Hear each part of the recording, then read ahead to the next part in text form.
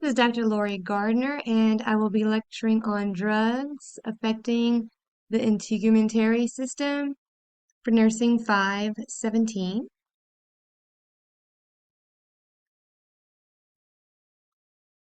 And we will start off with our objectives, which is this is a very brief lecture just to explain some of the medications used to treat skin conditions and understand medication uses. There are several medications used to treat the skin. There's anti-infectives, topical corticosteroids, topical anti-psoriasis, acne medications, anti-seborrheics, and there's also topical antihistamines and antipyretics.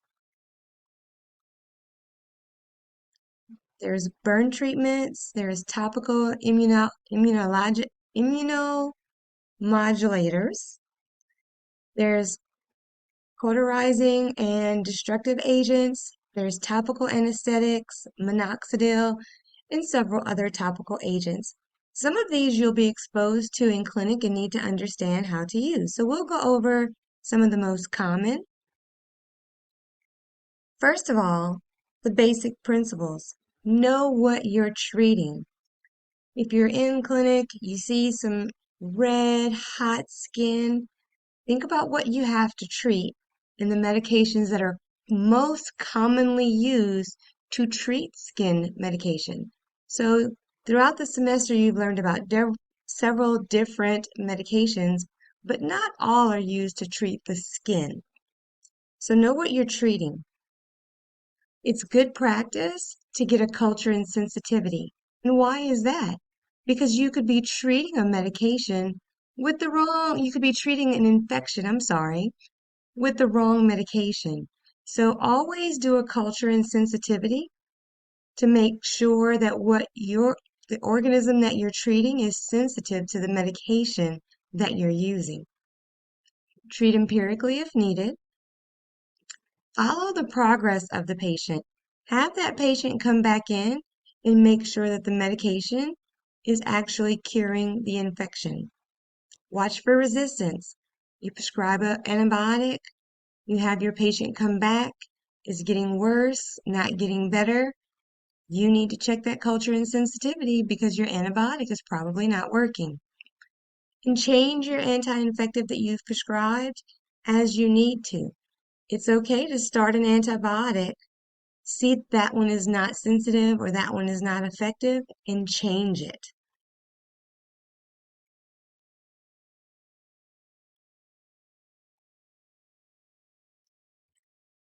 If you suspect MRSA or if your patient is positive for MRSA, you need to treat them.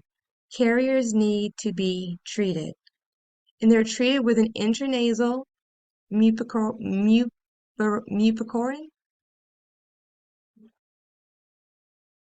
Mupirocin?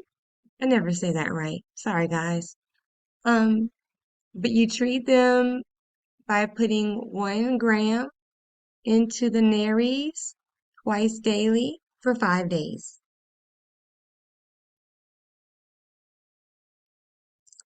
If you're using an antifungal, those are things like azoles, um, tonafate,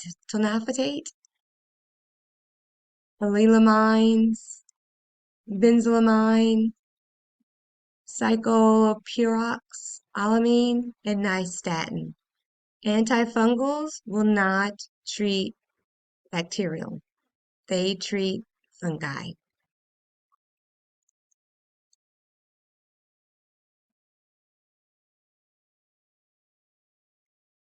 Well, what happened there? Oh, sorry. Okay. Antifungals, also greasulfulvin, the azoles, which is ketoconazole, gluconazole, idronozanol. Probably botched that up too. Sorry. And terbinafine. Terbinafine is most commonly used for fungus of the toenails, which you will see quite often in clinic. Know how to treat it. Not only do you need to know how to treat it, you need to know how to monitor it because it can be pretty toxic for a patient.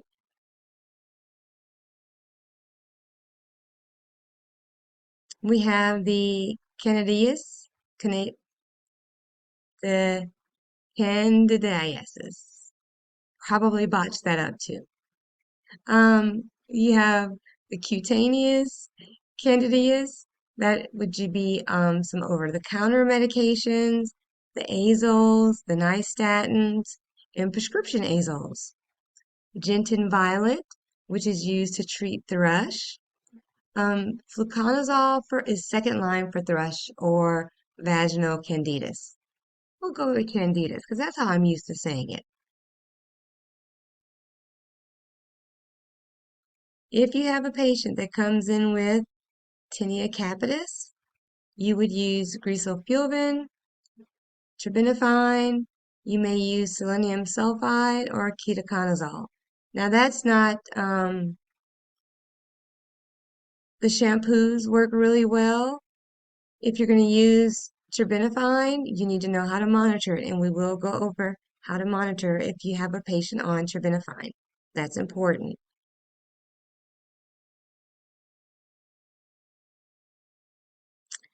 Monitor for efficacy, of course. Is it working? If you're giving them systemic antifungals like terbinafine, you need to check their liver enzymes. Very important. Check their liver enzymes in a CBC. Get a baseline so you know where you're starting and monitor throughout therapy. If you're prescribing griselfulvin and they'll be on that for an extended time, you need to check their renal, their liver, and a complete blood count. And if you're using ketoconazole, check their LFTs.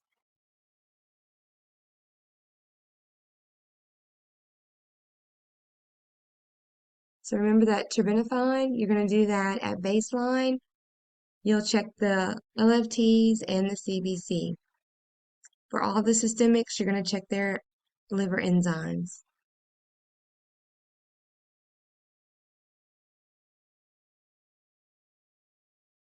Some of the topical antivirals include Zovirax, Dinavir, and Abreva. These are used for herpes simplex, which is the herpes labialis and herpes genitalis. If you're doing topical acyclovir, do that every 3 hours for 7 days. If you're using Dinavir cream, that's every 2 hours while awake. And the docosanol is applied 5 times a day to the herpes labialis. And these patients have to adhere to the treatment plan when they have an outbreak.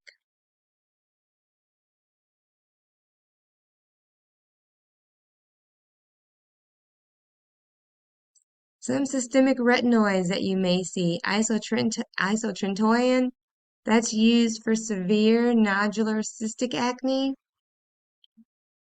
It is a pregnancy category X. Read your notes. These females have to do the I pledge to make sure they do not get pregnant during this therapy. It's very tetragenic to a fetus. Some other symptoms that they may get or complications would be hypertriglyceridemia, so you have to monitor their LFTs. They may also complain of headache, lethargy, and fatigue, or cheilitis.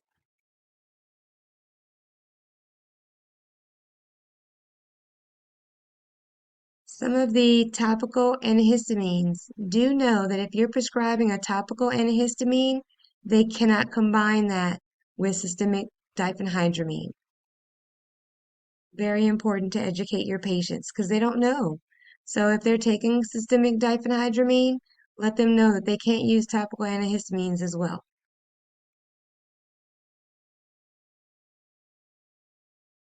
Some burn agents that you may be using would be silver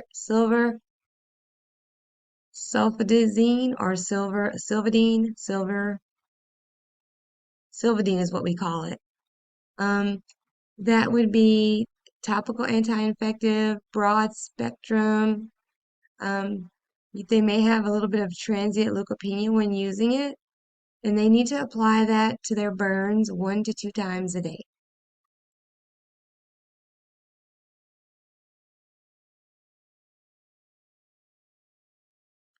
Some cauterizing agents that you may use would be silver nitrate, just a tiny bit, and it's always applied with a stick. So you will get a stick to use that. Let the patient know that they may experience some discoloration to that site.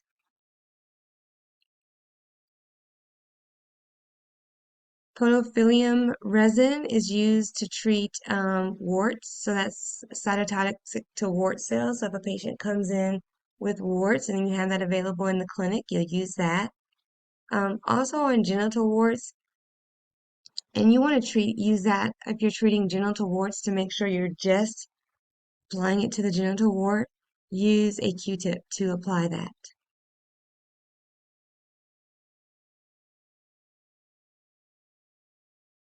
Some topical anesthetics that you may use or prescribe would be the Emla cream, Cinera cream. You may prescribe lidocaine patches or lidoderm. The lidocaine 4% may be used for topical anesthesia or for minor painful procedures.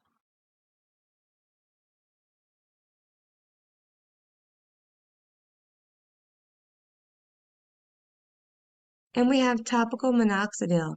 Topical minoxidil stimulates hair growth, but it's really only good when you're using it. So it's a topical solution. They'll put it on their scalp twice a day for 4 months, and they'll notice hair coming out in those areas. However, if they stop using it, that hair will fall out of those treated areas in about 3 to 4 months. And the patients do need to know that. All right, that is it. Just a brief lecture on some of the areas not covered in the previous lecture. If you have any questions at all, please let me know. And that is the end of this brief lecture.